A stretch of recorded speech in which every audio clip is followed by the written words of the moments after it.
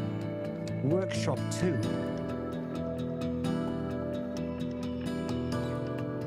Workshop 2.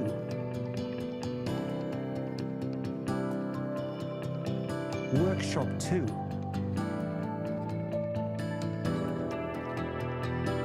Workshop 2.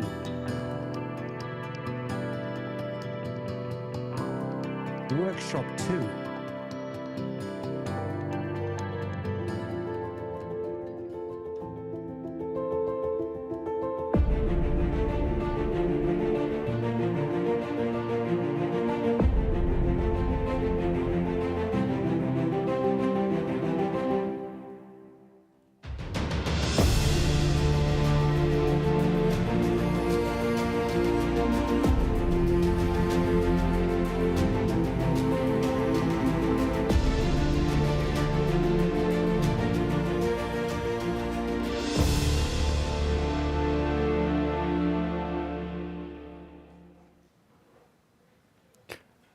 Okay, thank you everybody for coming. It's a pleasure to see you all. This is the IGF workshop on ethical networking, sustainability and accountability. Rather than introduce everyone, I'll turn over to my colleague Sarah over here to ask our first question. Thanks, Keith. First of all, my name's Sarah. I'm the vice chair of the European Pirate Party. We have a booth here if you're on site, so if you like what we're talking about, please feel free to stop by.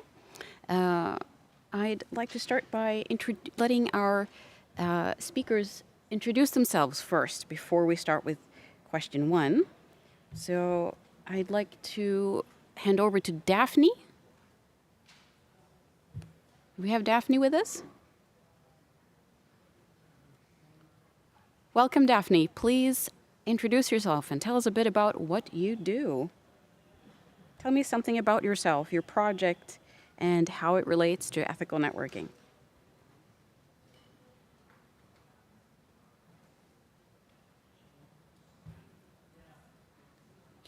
We're having a bit of a... Hello? Yeah, now we can hear you. Sorry, it's just I couldn't turn on my mic. Sorry about that.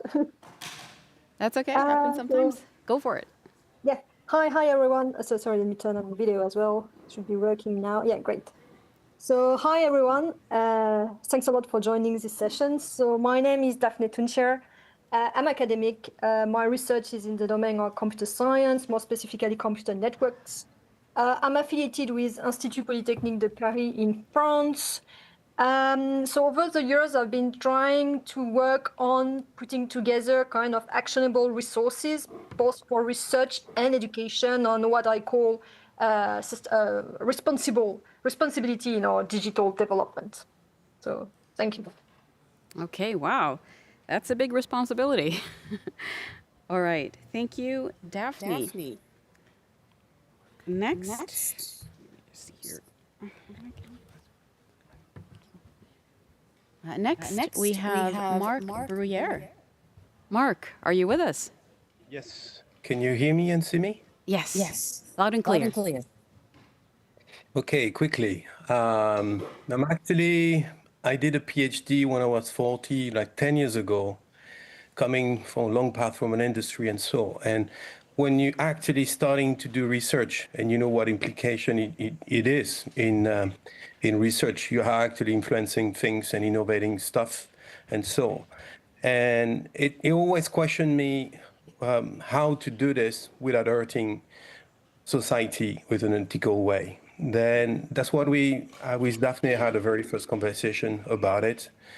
And I'm actually working for a large company back for 10 years in research for Airbus, where everything do count in the choice you do. And it's very valuable that we are actually all thinking of the impact of the choices we do. And I really appreciate we have this time together. Oh, wow. So you've had a lot of insight to share there. Looking forward to it. Next, we have we have Maurice. Maurice, are you with us? Yes, thank you. Can you hear me? Yep, loud and clear.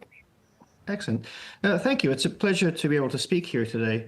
So my name is Maurice Kjorda, and I'm a research associate at the Centre for the Study of Existential Risk at the University of Cambridge. I'm also the principal investigator and co-founder of the Ethics in Mathematics project. So a research mathematician by training, I specialized in computability theory and abstract algebra. My work now looks at the ethical challenges and risks posed by mathematics, mathematicians, and mathematically powered technologies. I've been working on this for over 9 years and have insights and industry experience as an ethics and safety consultant in AI and blockchain technologies. Oh, wow. You've done a bit of everything. Thank you, Maurice. Next, we have Dennis Muller. Dennis, are you with us? Yep, I'm here. Thank you very much. It's an honor to be here. I'm also a co-founder of the Ethics in Mathematics project. I'm currently a research associate at the University of Cologne, where I work on mathematics education for sustainable development. And I work with Maurice at the Center of the Study of Existential Risk, where I study extreme technological risks related to AI and the internet. Overall, my work sort of connects to ethics, education, mathematics, and I'm particularly interested in studying how mathematics and mathematically powered technologies are shaping our world. Okay, wow. All right, very good. Great to have you with us. Next, we have Alexander Izavnin. Alexander, are you with us? Yeah, for sure. Hello, I'm Alexander Isavnin. I'm a member of the Council of Russian Pirate Party. Well, we live in very difficult countries, and our party and citizens of our country have constantly need to face ethical and sustainability challenges. I'm also mathematician by education, but have no relations to ethics and mathematics projects. Thanks. Okay, welcome. Next, we have Keith. And I'll just introduce myself. I'm Keith Goldstein, chair of Pirate Parties International. I also have been involved with Daphne and Mark here on drafting a research project on computer networking ethics and looking at how humans are able to learn new systems. Okay, thanks. So why don't we move on to the next question? So let's start with the first question there. We're sharing a little bit. So how can we ensure that mathematics and computer networking practices align with ethical principles, including privacy, transparency, and accountability? So Daphne, would you like to start? Yeah, sure. I'm happy to start.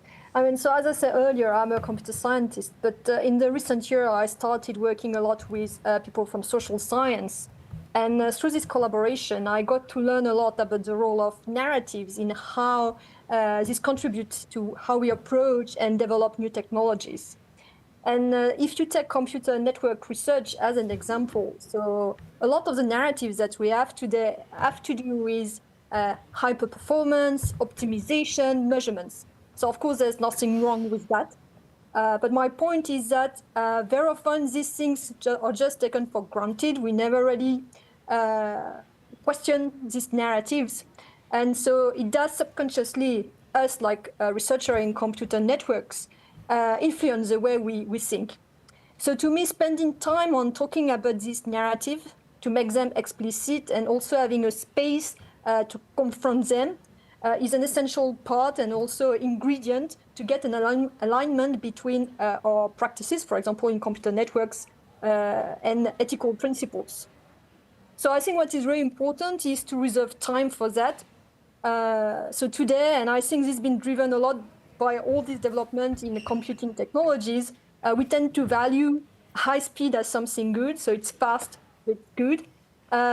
But to some extent, I believe this is not really aligned with ethical principle where we require time to think. So I think time is very key here. Thank you. Next, Maurice. What are your thoughts on this?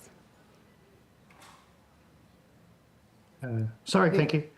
Let me just pull that up. So the question was... Right, yeah, so, yes? Yeah, that's definitely. Right, so ensuring that networking practices align with core ethical principles, it requires us to address three distinct but ultimately interconnected challenges of the alignment problem. So from the perspective of ethics in mathematics, we must first define what we want to achieve.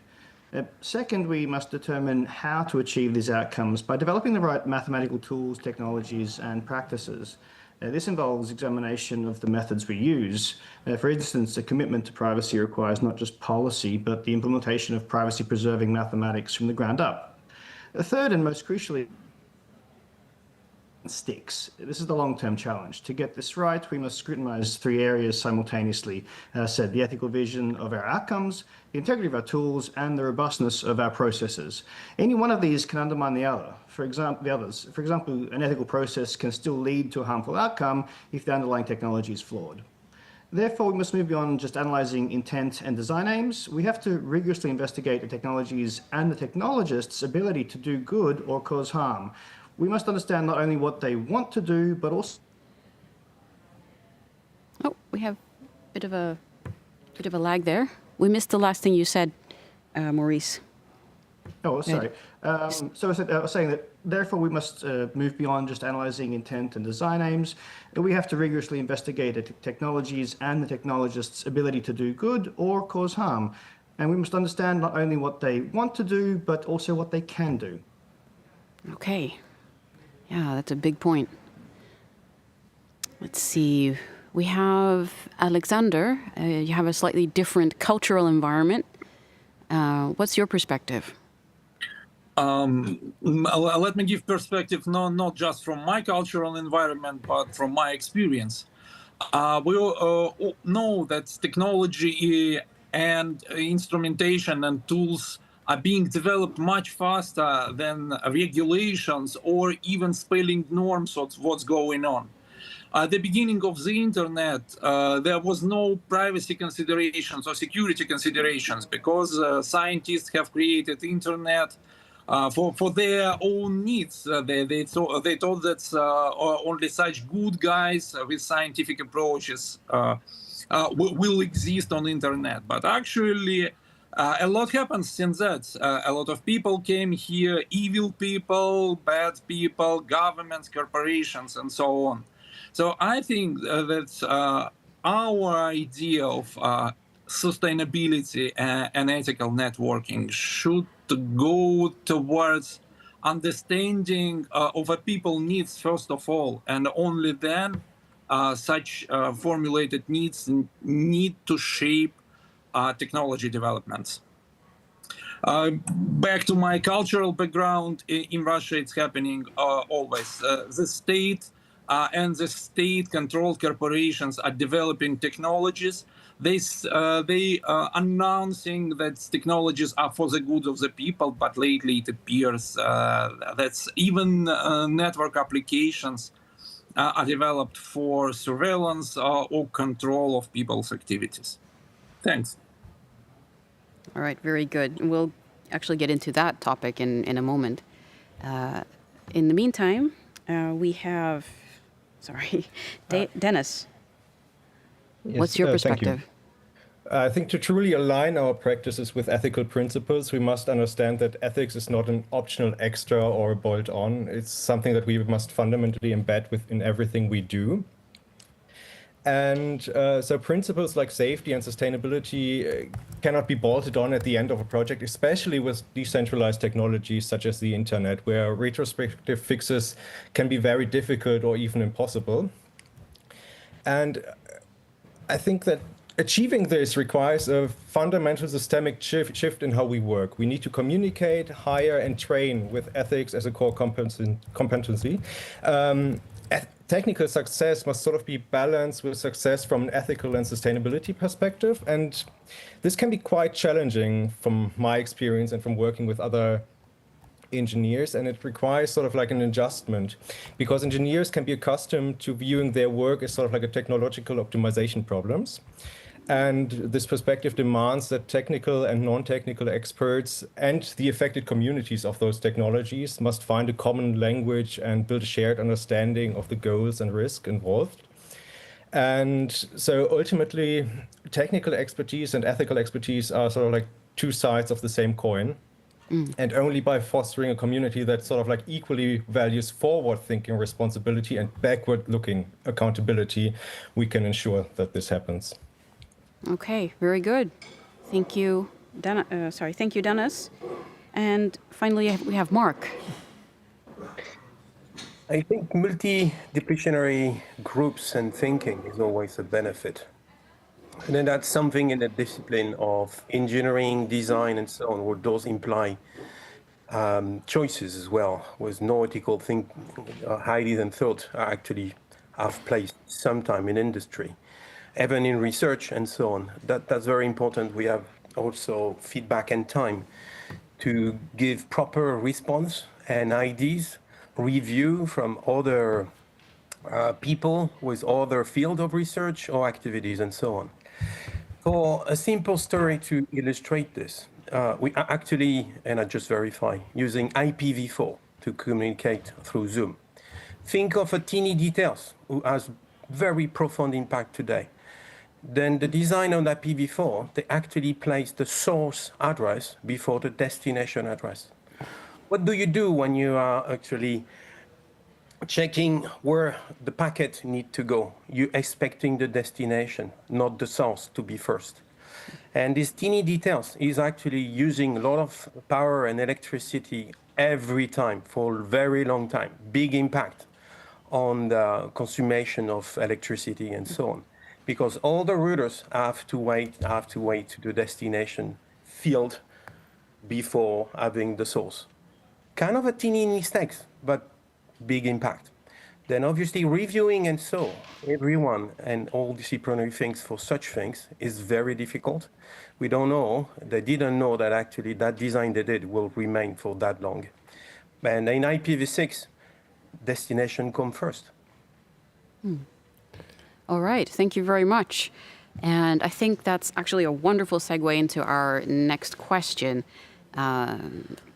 So we've already, Mark has mentioned the technology that we've had for quite a while now and how we've learned from that and made things more efficient. But we're also seeing emerging technologies. How can these emerging technologies, such as automated language models, and artificial intelligence, and the Internet of Things, and so on, be ethically developed and deployed to ensure they have positive social, cultural, political, academic, and environmental impacts? It's like 10 minutes for that one. So let's go back to Mark for that one. Well, everyone will have a chance to answer, but we'll just do it in a kind of the opposite order this time. Go ahead, Mark. It's a hard practice to have all the view and impact of what we do. But what I actually, when we started to open up ideas and thoughts with Daphne, we did find people who are working hard on those questions from the root practice of what we call computer science today with mathematicians, or both of here, as Maurice and Dennis. They put together a lot of questions, a lot of way of asking yourself, it is a good project, and so on. That practice need to be every time for everything mostly. It's very hard to have the time for this, but it's necessary. Giving time for this kind of practice is essential. And it has to cover a minimum of different pillars that's been introduced by their works. And I think we rely on actually kind of future project on their approaches, and it's very valuable. And that's why, yes, I let all the people already spend a lot of time thinking of it. Okay, very good. Thank you, Mark. Do you want, Alexander, you have something specific? Go ahead. You ask a really broad question about impact of very, very difficult fields of human society. But I would like to point two issues. First of all, for technologies, development of technology is something funny.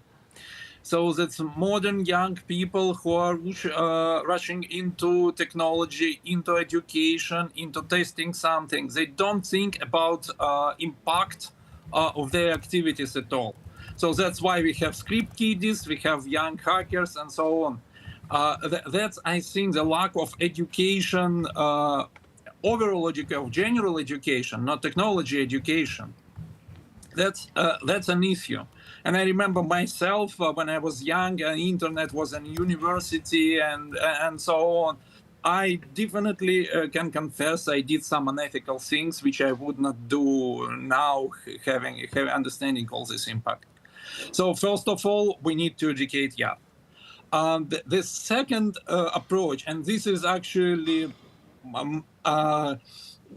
kind of experience from Russia, because officials, corrupted officials, or corporations which have ties to the government, stating nearly the same thing, that technology need to be ethical, technology need to provide sustainability and be available for everyone. But in contrary, technology does not develop. For example, in Russia, we do not have 5G cellular networks because all their frequencies are stockpiled by few companies or militaries under the name of protecting common resource and so on. So the development of 5G networks is not possible, not because of sanctions, not because of some retrospective things, but just because somebody tries to keep us sustainable. So that's I think that's 2 points I would like to bring to the table and maybe discuss later. Thanks. All right. Thank you very much, Alex. That's an interesting point. And of course, we also invite questions from our online participants. Next, we have Maurice. Go ahead, Maurice. Thank you very much. So I'm going to sort of try and give this from an engineer's viewpoint. Right? So from an engineer's viewpoint, there are three key aspects to ethical development here. Perspective, and perspective. Even the most conscientious engineers cannot ensure positive impacts on their own. We work deep within technical systems, but technologies like AI in the Internet of Things are fundamentally human endeavors. They connect people and the objects people use.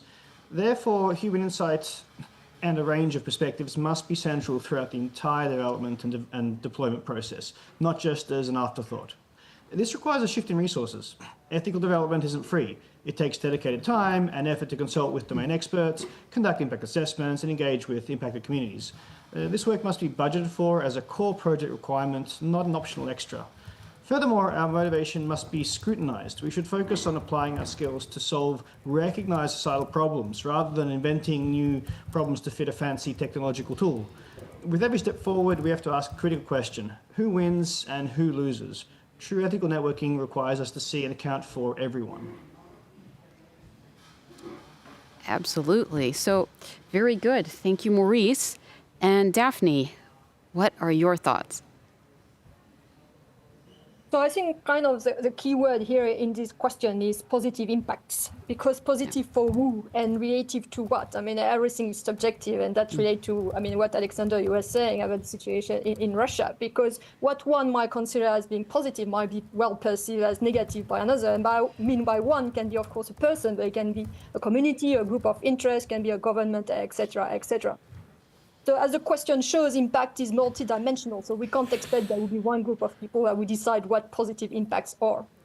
So maybe here I will answer as a researcher because that's my community. But I think as researcher, the very important thing for us now is really to engage in a practice that goes beyond this kind of mode of organization and silos that we've seen for research. So you're a computer scientist, you're a mathematician, you're a biologist, you're a sociologist. But at the end, what really matters is that we really work together. So that we agree, or at least we get some shared value on what positive impacts we are aiming at, but also how we assess these impacts. Okay, thank you, Daphne. And Dennis, of course, go ahead. The development of technologies like large language models or the Internet of Things hinges critically on understanding their interconnected nature. So from an engineer's perspective or from a management perspective, that means that we cannot compartmentalize ethics within single sub-teams, because things will just get overlooked. Nor can we sort of like overlook that sort of like the social, cultural, political, and environmental aspects are deeply intertwined. So we cannot usually address one without affecting the other. And so that means for developers, there's sort of a dual responsibility here, building safety into the technical architecture or into the technical system, and also earning the public's trust. One does not necessarily imply the other in an interconnected world. And we cannot assume that engineers or mathematicians or computer scientists by default understand how to navigate this complexity or how to raise the right questions. They need to be taught this and given the space to think beyond immediate, localized, often monetary incentives. And they need to be taught how to do this in a way that earns trust from society. And once again, this sort of like requires balancing technical expertise and technical incentives with non-technical knowledge and non-technical incentives. In this sense, I can only reiterate what Maurice said. Perspective is really what matters here from my perspective. Okay, thank you very much. I think we have quite a few overlaps there. I think a common thread is education. Education and integration with our interdisciplinary teams and interdisciplinary working environments. And in that sense, we kind of have this big interdisciplinary environment with the IGF. And that leads us to the next question. What role can the IGF and its stakeholders play in promoting sustainable and responsible internet governance? So let's start with Daphne this time. Go ahead, Daphne. Thanks. Well, I think that really the IGF is a platform to connect and get a visibility on what's going on. So as I said earlier, I really think that understanding for who and relative to what technology, a model, a development demonstrates certain qualities is not simple. So to me, the IGF really has the ability to reach out to a very worldwide audience. So it must capitalize on that to provide, I think, a medium through which we can confront our perspective, especially coming from different parts of the world. Because these are these perspectives that we need to embed into sustainable and responsible internet governance. I don't think we should get a top-down approach where a small group of people who decide on the definition of these qualities for the governance. So I really believe that the IGF has a key role to play in supporting the diversity of background, cultural and heritage point of views that are really necessary to design and build this governance framework. Okay, thank you, Daphne. Maurice, what's your perspective? What do you think? Thank you. So, in my view, the IGF's most powerful role here is that of a convener. It provides the room and sets the tables for the essential multi-level ethical engagement that sustainable internet governance requires. This is the space where dialogue is not just possible, but it's the primary purpose. By its very nature, the IGF assembles a diverse array of stakeholders needed to generate genuine perspective from governments and corporations to academics and activists. As we've discussed, perspective is the single most critical ingredient for the ethical development of emerging technologies. An engineer in a lab cannot foresee and understand all the implications of their work, just as a policymaker cannot grasp all the technical nuances. The IGF is a place where these worlds connect. It breaks down the silos between the technical and non-technical experts that often exist in industry and government, which is crucial for finding and nurturing a common language. In this way, the IGF already acts as the essential first step. It gathers the necessary people and perspectives, creating the foundation upon which responsible governance of a decentralized mathematical technology like the internet can be built. Okay, thank you. Thank you, Maurice. Next, Alexander. Go ahead. Yes, for sure. But first, I would like to point out that ethics and sustainability might be really different in different parts of the world. So I think that locations where 4 last IGFs was conducted have completely different approaches to what's ethical, what's not ethical. And events like Internet Governance Forum allows, first of all, to understand each other, not to synchronize, but to understand each other approaches. So that still Internet Governance Forum not just connects different stakeholders from the same group, but understanding of what's going on in different regions, different countries, different regions. Overall, it connects all in the IGF allows to connect all positively thinking people who are looking forward for development of the internet for good. I think not just IGF, maybe some other platforms like World Summit for Information Society, which actually spinned off IGF 20 years ago. It still have forums which are more populated by governmental people. So I think we should continue not just in IGF, in our local IGF, in our local communities, but also have broader interaction within United Nations and intergovernmental organizations. Okay, thank you, Alexander. Dennis, what about you? This is sort of a follow-up from Maurice's answer. I think that assembling the right people is only half of the process. The IGF's next crucial role is to ensure that the insights also radiate outwards. And the IGF is already highly effective at collectively identifying emergent issues. I think what can be done next is sort of like, how do we translate that awareness into action? Because our research on ethics and mathematics has demonstrated that many technical practitioners, like mathematicians, computer scientists, network engineers, quite often view their work as separate from ethics, sustainability, and also from policy. So while sort of like many people who are in this room understand that technology and ethics or technology and sustainability are inseparable, the understanding is not very widespread from our experience. And so the primary role that we see here is sort of like for IGF stakeholders to act as ambassadors, championing this integrated perspective and spreading awareness within their respective fields, within their respective companies, and bringing it where are people who are not yet convinced that this is important. Very important point. Thank you. Thank you, Dennis. And finally, Mark, go ahead.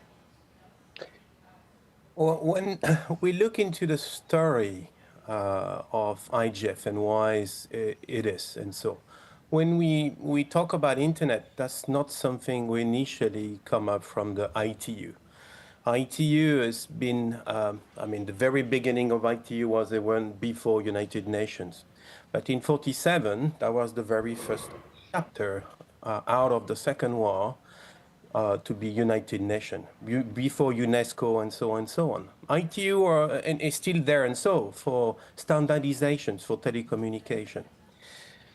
But come up in the meantime that we all know, internet, a very different way of to be governed and coming origin, and so the way to decide the standards are very, very different. And then it is actually winning compared to ITU standards. What we call about RSC, ETF, ERTF, the different things was coming up from this community, very different. Then United Nations created IGF because they realized that there's something is missing. It went out of ITU. Then IGF is the good place actually to get many people in a very different aspect to take over what we call internet today, but it's not only in the tubes, it is in the way the protocol has been designed, and also the content that's stored, all different aspects, and the fact that it's very, very open, and we have this occasion today is very important. It could be, and then the missing part of it is how we can influence a little bit more. And participating a little bit more from the IGF community, interacting with EATF, the design and the part of the technological standardizations as it is. There is gateway, people coming a little bit more in IGF from EATF and vice versa. But I think it's very important as well. And then W3C and all different aspects and so. Then I haven't been participating much on understanding the relationship between studies and organization like this, but that's very important. That could be for the future. So having those platforms in place gives us more leverage. Okay, thank you very much, everyone. Thank you, Mark, and everyone.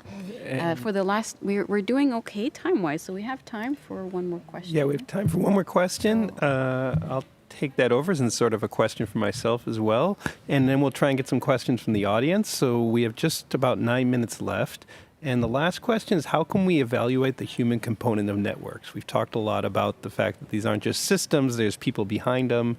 What can we do to learn more about how we learn new networks? What practical tools can we use to evaluate computer networking practices?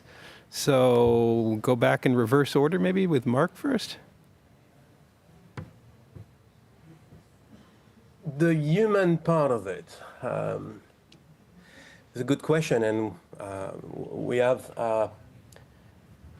some way of trying to understand this, but it is social works and so. The only things I've learned recently, I mean, it's a fact, the quantitative space have nothing to see with the qualitative space. And trying to understand these two different spaces for deciding what quality we want to give to some evaluation we do as an engineer to get a better optimization process or performance of whatever system and so. Finding the right gap to be able to get the quantitative design we want as a good quality as a beginning. We need people who guide us for pushing to the questions and finding the right way of making finite choices. Okay, I'm going to really quick, so maybe go off to Daphne next.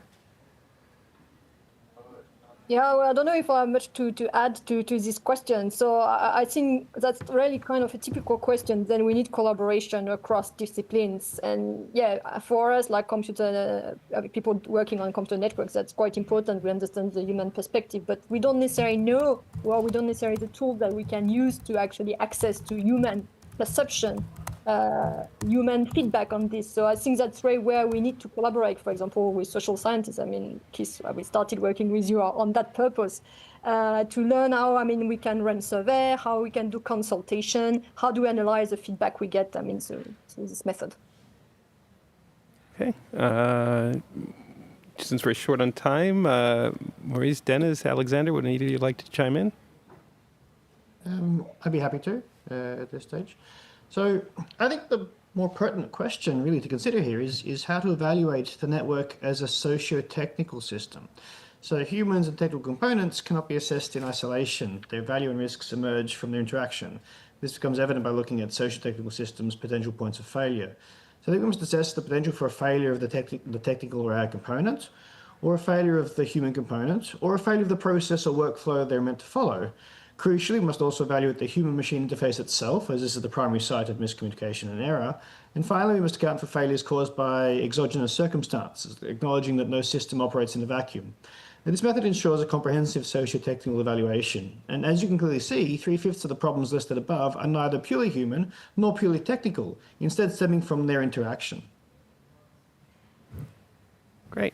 Dennis or Alex? I just would like to add shortly that our main task is just not to lose our focus and continue observing developments. So in case we shortly stop paying attention to latest developments, to technological advances, they could and I think will go the wrong way. So just keep an eye and follow and communicate with each other. That's important. Last thoughts, Dennis? So I think the really big first step is to not view human components of a network similar to technical or mathematical components. Our experience of working with mathematicians, engineers, but also with users is that their actions, their awareness, and their motivation are almost equally important when it comes to eventual outcomes. And the failure modes that Maurice outlined are deeply connected to who a human is. So from that perspective, we really need to think about this question: how do we understand who the humans are involved in these networks? Thanks. And just to chime in myself, that this workshop itself really began as a questionnaire that Mark, Daphne, and myself developed to try and learn about how humans are learning difficult new methods for operating computer networks.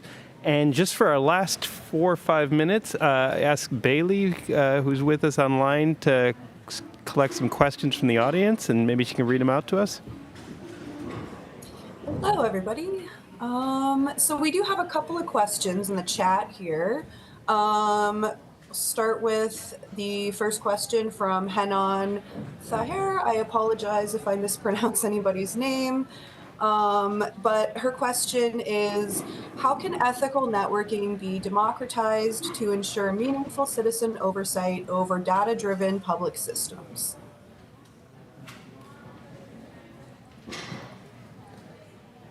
Would any of you like to quickly, 3 minutes and 30 seconds, half that time answer it?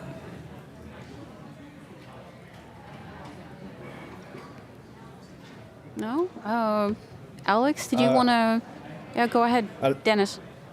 I think it goes back to what Alex says. We need to sort of like respect that different cultures and different regions of this world have different perspectives on this very question.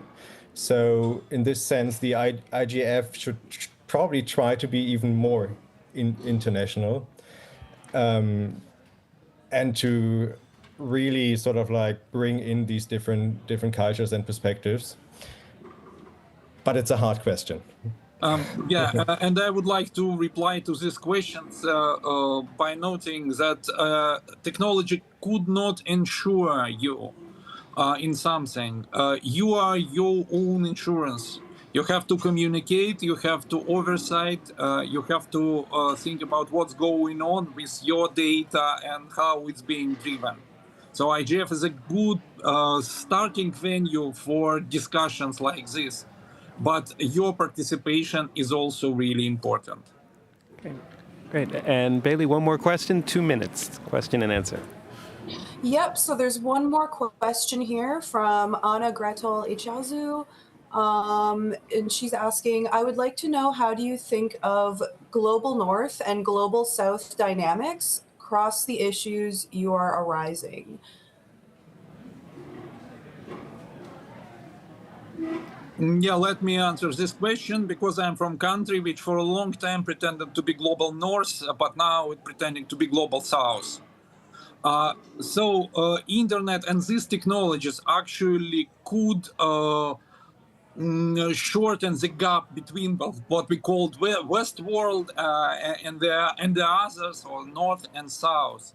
But you also have to oversight really clearly, because in not very democratic developed countries, especially in countries of so-called global South, technology can easily be abused by the government, which will make gap to the North, economical gap, civilization, well, not civilizational, societal gaps, democratic gaps, much bigger than it exists. So I will repeat my answer to previous questions. Technology could not close gaps. You have to oversight really, really accurately and constantly, and not releasing it. Thanks. Last 40 seconds, any other ideas? Okay, well then I will close off this session and thank everybody for coming. It was really interesting. I hope we can make a routine of this and produce some studies that also look into these very difficult questions. And hopefully we'll have a publication or some other outputs for you all to read soon. So thank you everybody for coming. Thank you. Thank you all. Thank you all in the audience. Thank you. Thank you.